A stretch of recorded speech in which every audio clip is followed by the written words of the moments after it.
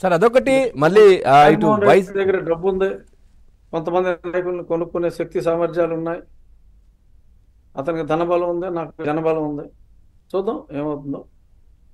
Sir చాలా మంది batch కూడా అంటే ప్రధానంగా వైసీపీకి జగన్మోహన్ రెడ్డికి శత్రువు ఎవరు అంటే అంటే మీరు ప్రజా సమస్యలు ఎప్పటికప్పుడు చెప్తా ఉంటారు. రచ్చబండ పెట్టి ఒక చాకిరేవు కూడా ప్రతిరోజు జగన్మోహన్ రెడ్డికి రుచి చూపిస్తున్న పరిస్థితి మీరు మొదటి నుంచి కూడా.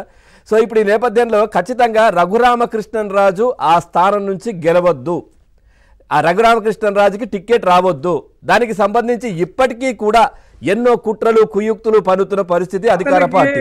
కళ్ళు తెరిచినా కళ్ళు మూసినా ఆ, కనపడేది నేనే పవన్. అందులో అతను పెద్ద, నేను తప్పితే అతనికి ఇంకో శత్రువు లేడు. ఉమ్, అది అతనికి తెలుసు, నాకు తెలుసు.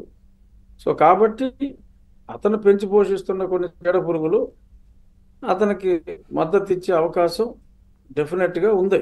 ఉమ్, బట్ అతని ప్రయత్నం, ఎందుకంటే మరి అతన్ని పడగొట్టడంలో ప్రముఖ పాత్ర వహించిన నన్ను పడగొట్టాలని జగన్మోహన్ రెడ్డి ట్రై చేయటంలో మరి ఏమో తప్పు కూడా లేదేమో.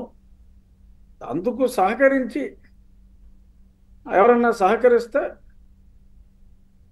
తప్పు, కానీ సహకరించిన వాళ్ళది. బట్ జగన్మోహన్ రెడ్డి నాకు సీట్ రాకూడదు అని కోరుకోవటంలో మటుకు తప్పులేదు.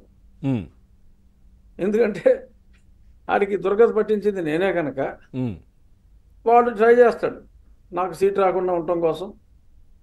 ఏ పార్టీలో ఇతనితో గతం నుంచి కొంచెం ఆమ్యామ్యాలు పడిన వాళ్ళు ఉన్నారో ఏదైనా పార్టీలో, ఉమ్, ఆ ఆమ్యామ్యాలను అందరినీ ఎంత డబ్బైనా ఇచ్చి, చెక్కు కావాలంటే బ్లాంక్ చెక్ ఇస్తాడు, పొరుగు దేశంలో కావాలంటే పొరుగు దేశంలో క్యాష్ ఇస్తాడు, ఎక్కడ కావాలంటే ఎక్కడ ఇస్తాడు.